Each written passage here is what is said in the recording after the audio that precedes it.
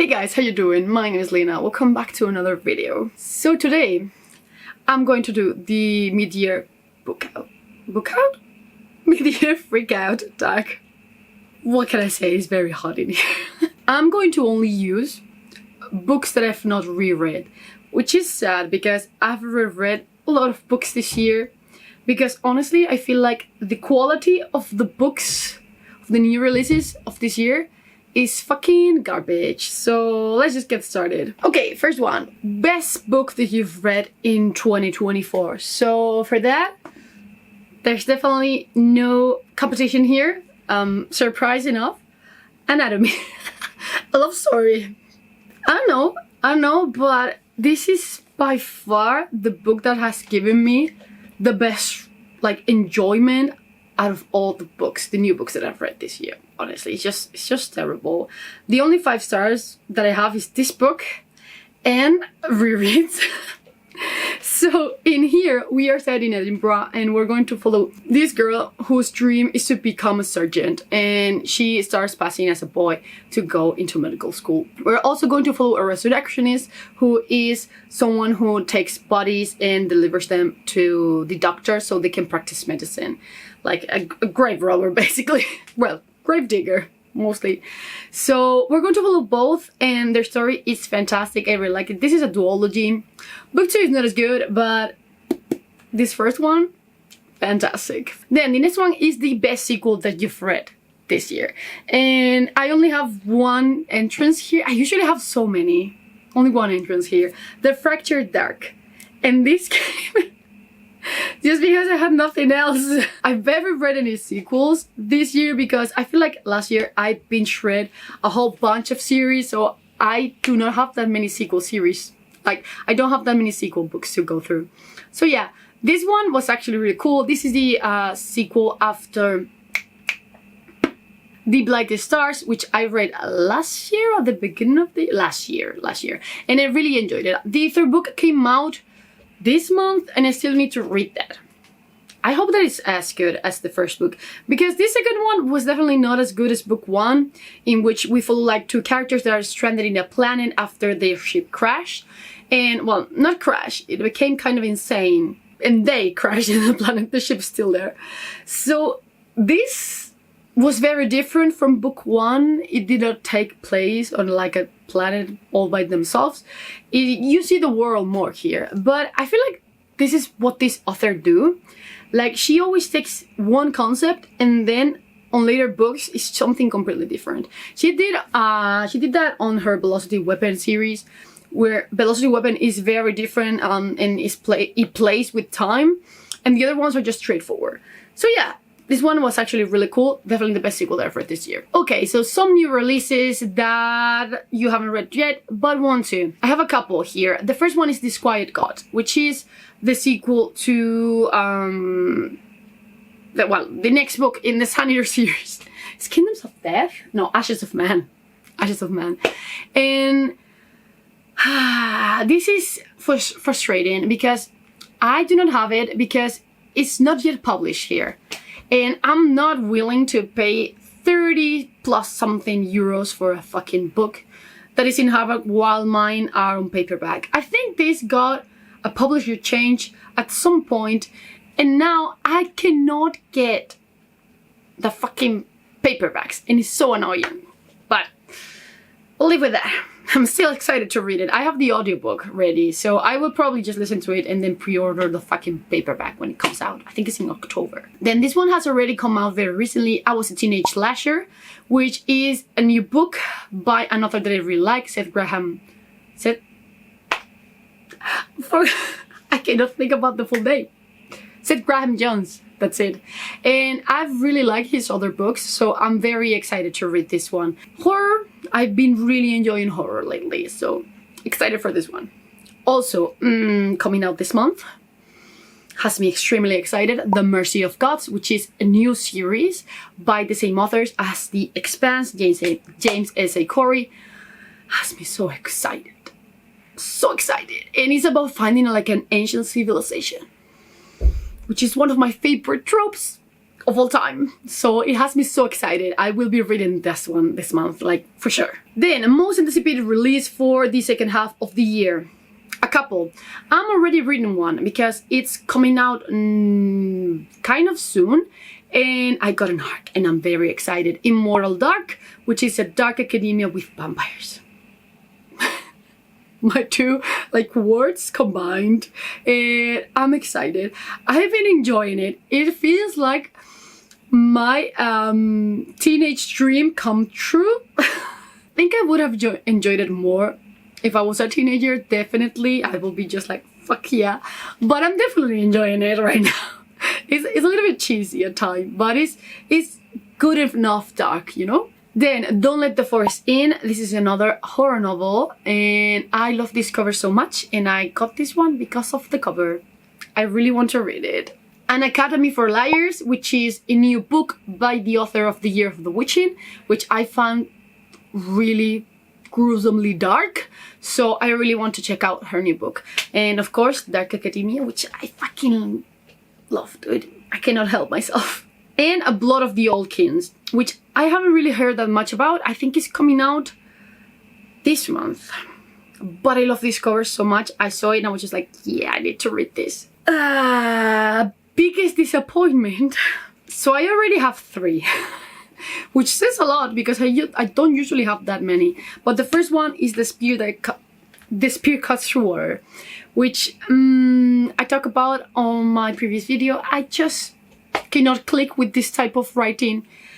It felt so annoying. So many character thoughts that were not the main characters. Like dudes that were passing by and had to add their fucking grain of salt in here. I did not like how it was written and I did not enjoy it as much. I'm very fucking sad. Another one, Evocation. It was sold as a really cool fantasy / kind of horror story. Not that at all. Definitely a love story. And that was it. The main plot had no part almost in any of the fucking book. And it made me very annoyed. Extremely annoyed at times. The love story is good. Don't get me wrong. But it was not what I was expecting.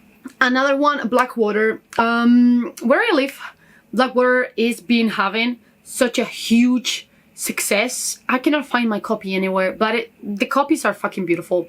These books were released in perfect, pristine covers, and I understand why the hype is so big around it. But I did not get it. I think they are beautiful, but the story was so fucking boring and nothing happened in this first book. Absolutely nothing. Vibes only. And there weren't even that cool vibes. Like, I like the beginning, but the rest was just complete meh. So yeah, tough one. Okay, so biggest surprise. Absolutely.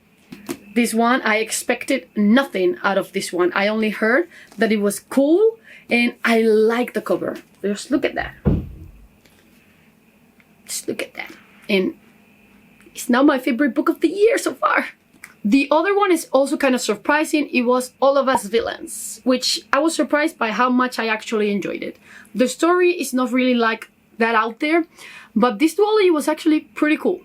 Pretty cool. Very dark for being YA. Not afraid to be gory.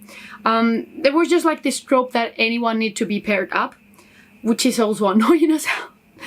But the rest was actually pretty cool and I was kind of surprised. I enjoyed it.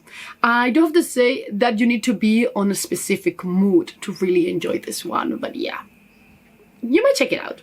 Okay, favorite new author. It does not have to be a debut, but in this case, is a new author to me. This is CJ Tudor, which I have not read anything by them. And man, The Gathering. I like this so much. It was just so good, and now I really want to read their backlog. I've been checking like some of them, and some books I definitely recognized, but I was not that attracted to them as I was with The Gathering, which came out and I grabbed immediately. So yeah, I really want to continue reading their books. Newest fictional crush, I do not have any. I remain loyal to my previous crushes, which are Ethan and Derek from Sufficient Investment. Then, newest favorite character. Hear me out. I know that I've talked so many times about the Goddard saga, but more precisely Ertide in Deathless, which is the main character of that book. Man, this dude is such a good main character. He got the vibes. He got the vibes. I love being in his head. I comprehend him so well. I was just like, yeah, man, let's fucking go. Let's just do some genocide together. Liked it so much. I liked him so much. And, you know, I got him. I was just like, yeah, you're right, man. Let's fucking go. And I felt so sorry for him all the time. Amazing work here. And then, a book that makes you cry. Well, yeah. This is the only book that has made me cry this year. Fucking mile. I sobbed a lot with the dedication of this book so fucking much. Like, I spent like a good half an hour crying. So yeah, Requiem for a Star is a novella set on the Dauntless Night saga. I highly recommend it. Just check it out. Books that make you happy. Only one. Besides the rereads. Edge from the Woods. This is another series by Andrew Rowe, and I thoroughly enjoyed it. It felt like a Kara's backstory, like something that was scrapped and pulled away, and it could have been his backstory for sure. So yeah, I really liked it. It is a very like fantasy, classic fantasy type of read, which I really like. It has a lot of humor, but I just really like Andrew Rowe's humor. I think he's the only author that writes humorous books that I actually enjoy. But yeah, this one for sure is just super cool. I really liked it. And I love to see like powerful characters. That's it. So, the most beautiful book you've bought this year. Technically, I didn't bought it this year, but it got to me this year. Was it this year? I think so, because I didn't show it. It might have been later, last year. I do not care. It is still the most beautiful book I own. It's just, I fucking can't do it. Like, just the end papers, the cover, just like, it's just so fucking beautiful. For sure, the most beautiful book that I own by a fucking mile. I still have my paperback, but this is just beautiful. This is what a deluxe edition should look like. Like, this is the level that it should have, not some fucking sprayed edges. And let's check this one out. Like, oh, I love it so much.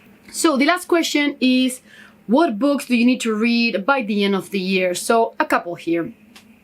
This one is always here. I promise I'll read it sometime. The Dragonborn Chair. I've owned this for 4 years, I think, and I always try to read it, but my copy sucks so much, and I hate the audiobook too.